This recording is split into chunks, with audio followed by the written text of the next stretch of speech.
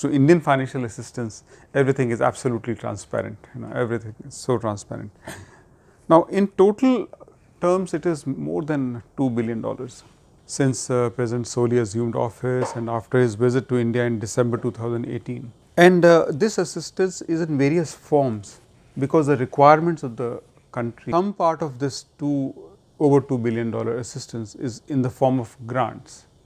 So, $50 million is pure grant, which was announced in December 2018. Then at the same time, we also announced treasury bills worth $150 million.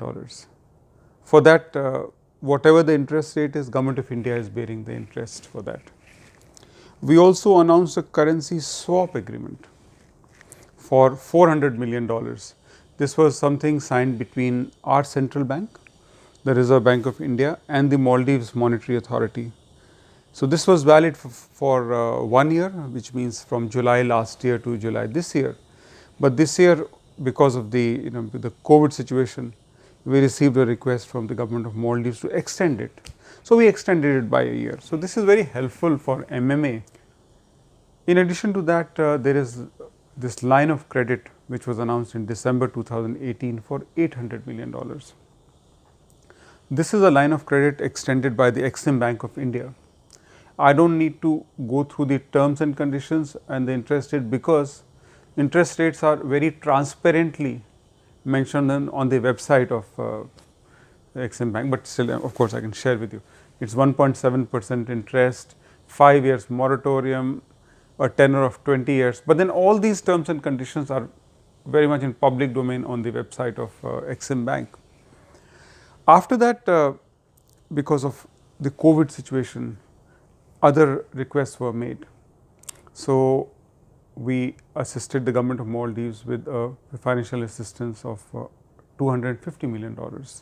This of course is a soft loan extended by the State Bank of India to the government of Maldives. Unlike many of the loans extended by say other countries, we are not specifying that this assistance has to be used for housing or for medical purposes or whatever. We trust the government of Maldives. We leave it to the government of Maldives to decide how to use this. The Greater Mali Connectivity Project is about 6.7 kilometers long, connecting Mali with Willingli, Gulifalu and Tilafushi by bridges, causeways. So, for that comes at a total cost of about $500 million plus. So, we are doing about $13 million worth of grant projects.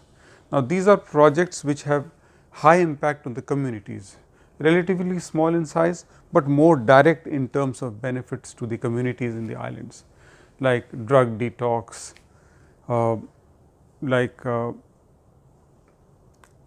upgrading some facility, some community facility, say upgrading a park, say a park in Hulumale, providing vehicles to Male City Council, improving the jetty in Hulumale, then Horafushi, setting up a bottling plant in Horafushi, Kolafushi, lights, street lighting in Kolafushi. So, all these things are a part of the $13 million pure grant from the government of India. We will do whatever best we can do for the Maldives. If we have the vaccine, certainly Maldives will have the vaccine. Our effort is to support Maldives, to support the government, to support the people. So, when COVID struck, whatever assistance we could provide, we have been providing. It all started with evacuation of all the 9 Maldivians in Wuhan. In fact, Maldives was the first country whose nationals we evacuated. This was followed by gifting of medicines, more than 5 tons of medicines. We also arranged some special Indian Air Force flights to collect a lot of medical consignments which had been ordered by STO across 5-6 cities of India in very, very difficult lockdown conditions. We provided capacity building to doctors here, we sent medical teams, we also provided about 580 tons of essential food items. Now also as we speak, we are providing capacity building support to Maldivian medical fraternity for use of vaccine. So, as soon as there is a successful vaccine, Maldives is right up in our list of countries with whom we will share the vaccine. I have also been seeing, here and there some India out, some hashtags India out on social media. Never really heard that on mainstream responsible media. But let me clarify that we do not regard this as anything to do with the opposition. We maintain links with the opposition. We have very high regard for the opposition. In fact, being a democracy, being the largest democracy in the world, we realize how important the role of any opposition is. If you are talking about the members of parliament, they are all elected members. They represent the people of Maldives, and therefore, we hold them in very high esteem. We are in touch with them. We have never heard India out from them. But certainly, since it is there on social media, scattered here and there, I feel it is more coming from some misinformed people, or I would say people who do not really have full information, but who are just trying to cook up information. So, I think it is there from where it is coming. So, I regard it as that. I do not. So, that is why we do not really regard it as anything serious. If it were, we would have come to know through our very active contacts with political parties across the board in Maldives. It is a good question, but again I will not attribute the substance of the question to the opposition, because in course of our own interaction with the opposition, these questions have never been raised. If you are talking about say some opposition parties today, these are opposition parties which were in government some years back. Our assistance to Maldives, our working together with the government and people of Maldives has been across decades, has had a very, very old history. So, your question about what does India want in return, I am quite perplexed by that question, because there is no answer to that question. Simply, if somebody were to ask me that in 2004, December 26th, India assisted Maldives in tsunami relief, India assisted Sri Lanka in tsunami relief, what did India expect from Maldives? I do not know whether you have an answer, I have no answer. When availability of water just broke down in 2014-15 and India provided drinking water, what did India want in return? I do not know, because there is no answer to these questions. On 3rd November 1988, on the request of the government of Maldives, if Indian Navy just came in no time and assisted the government of Maldives to retain its sovereignty, its independence, its stability, what was there in return? What was the expectation in return? There is no answer to these questions, but these questions will certainly keep coming in any democracy, and I think largely attributable to people who are either misinformed or do not have the information, or maybe have some vested interest, but I certainly do not attribute this to the opposition, whom we hold certainly in very high esteem. We are all interested in each other as neighbors, as when you stay in your own locality, as a human being, aren't you interested in your neighbors, or aren't your neighbors interested in you? If I turn the question around and say that why is Maldives interested in India? There could be some answers. For example, some people want to go to India for medical treatment, some people want to go to India for studies. Similarly, India's interest in Maldives is to support Maldives in its own development process. Now, I must add to your knowledge. So, one part is very clear in your question, and it is right. All the agreements, whether it is the 2 helicopters or the dornier, have an inbuilt article on training, because we want to train. 70% of MNDF training is done by India. So, we just want to build on that, we want to train people, but we can train people only if there are candidates. For the dornier, for instance, we have already trained one pilot and 2 other technical people, and they are very much a part of the Dornier team, which is located in Honeymeadow. So, it is wrong to say that pilots have not been trained. What is possible is that pilots have been trained, and then they have left their jobs and joined probably jobs outside MNDF. But it would be wrong to say that pilots have not been trained, because pilots have been trained. I think the video you are talking about is a fake video. There is so much of fake stuff going around in social media that for for a lay person it's very difficult to discern what is original and what is fake. We have gone through the video ourselves, and we have got it verified from our Ministry of Defence, and they have categorically said that they have nothing to do with these videos.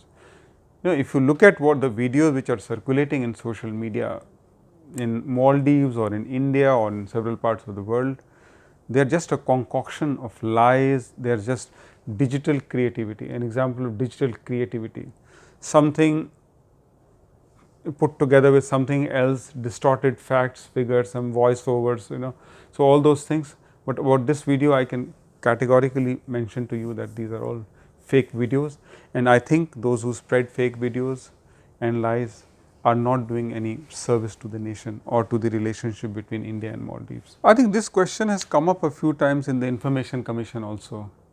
So, I will not go beyond what has been discussed in the Information Commission here, but certainly I can share with you that if there is a helicopter and or a Dornier aircraft, and as you have yourself acknowledged that there are no Maldivian pilots for the helicopters, for instance, somebody has to run the helicopter, somebody has to fly the helicopter, and flying a helicopter is very different from driving a car. It needs very specialized capabilities. So, then there need to be highly skilled technical people to support the aircraft, to fly these aircrafts. So, that is for sure.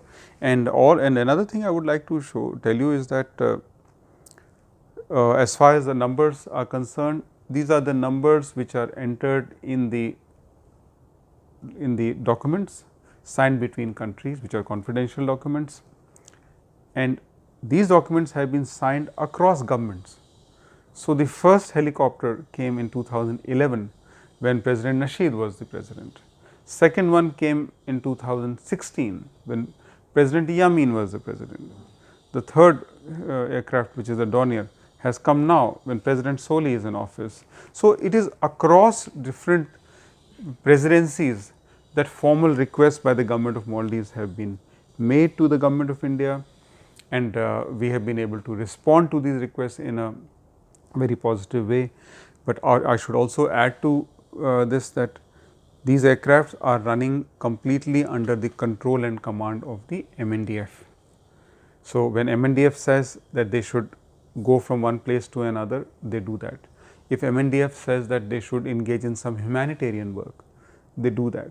So, they are under complete command and control of Maldives, and the kind of what people miss out, especially those who raise questions like the ones which you have just mentioned, is the yeoman service which is being provided by these aircraft, the 3 aircrafts, in terms of joint EEZ surveillance to make this country secure, to make this to make sure that your waters, the fish in your water is not being exploited illegally by people from outside this country, to control drug trafficking, which is such a important social concern in this country, and also by way of evacuations. And when we talk about evacuations, at least 250 lives have been saved through medical evacuations. Well, we are very clear about the fact that as far as Indo-Pacific is concerned, we want Indo-Pacific to be a region of peace, a zone of peace, an area where there is rule of law, where there is freedom of navigation, so that countries can prosper, people can prosper, and that is our entire effort. And for that we partner with everybody, all countries, all like-minded countries, including the Maldives, because Maldives is as much a part of the Indo-Pacific as is India, and being a part of the Indo-Pacific, Maldives and India both share equal amount of responsibility in making their contribution to make this part of the world safe for its nationals. Whenever it was required, India has demonstrated that India will be the first responder, because India is one country which not only has the capability, it also has the willingness to help a friendly country like Maldives. As far as the future is concerned, it can be anybody's guess, but I have no doubt that India will always try its level best to work with the Maldives and to be the first responder in times of crisis. In 2018, November, if you recall, Prime Minister Modi was here for the inauguration of President Soli, and within a month of that, President Soli made a state visit to India. The requests from the Maldivian side were very, I would say, very genuine, very legitimate requests. And for instance, the economy, the state of the economy at that time was so bad that the government requested for immediate budget support, cash grant budget support. So India offered $50 million of cash grant support just to stabilize the economy. And as I mentioned in the earlier part of the interview, India also provided $150 million in T-bills, $400 million currency swap, $800 million for line of credit projects, and about $13 million for the grant, the high impact community development projects. In addition, there was a request for capacity building, and since we are always committed to capacity building, we also announced 1,000 additional slots for 5 years. But as I was telling our friend, that this year alone, in 2019-20 alone, we have provided about 735 training slots, which is quite a big number, and this year the number would have been much higher, but for COVID. So, a lot of our training has shifted to online mode. So, these were some of the requests, and the thing is, those were the requests in December 2018. After that, as time has gone by and situations have changed, there have been other requests, for instance COVID. So, there again, whatever the requests of government of Maldives were, we have strived to meet those requests, so that the impact of COVID can be made as less as possible. Actually, President Soli was scheduled to visit India in August this year. The visit could not take place because of COVID. So, Prime Minister Modi and President Soli interacted over a video conference. Foreign Minister Dr. Jaishankar and Foreign Minister Shahid also interacted through a video conference. There have been telephonic calls between our Foreign Secretary and Foreign Secretary Ghafoor in the past. So, this is just a part of our regular high level engagement that this visit is happening. One agreement is very likely to be signed, and that is for the Greater Mali Connectivity Project. The project is to be funded by a line of credit for $400 million, for which an agreement has already been signed on 12th of October. Now, India has also announced a $100 million grant. That is very likely that during the visit, that agreement will be signed for $100 million grant from India to Maldives for part funding of the Greater Mali Connectivity Project. There could be other announcements, there could be other events for which we will have to wait and see. Tell me one thing, where is Daparu? So, let me tell you one thing. India is perhaps the 7th largest country in the world. So, there is no dearth of land in India, right? Second is that what you are telling me is completely news to me. In fact, if you talk about second homes, India is very happy to host Maldivians. There are thousands of Maldivians who have a second home in India. Now, for instance, all the students who go to India, we make special provisions for them. Actually, not only do we give a student visa, we also give a dependent visa. For instance, dependent visa for their parents, for their grandparents, for their siblings, so that they can go and stay in India, support the children who are getting educated there. So, India welcomes the second home in India for Maldivians in India. But what you are saying is something I am certainly not aware of, does not make any sense to me. But you know, these are the kind of things which sometimes people raise just to spread fear mongering that this is happening, that is happening, and all these things. But this is again as far from the truth as I know. The government has nothing to do with these.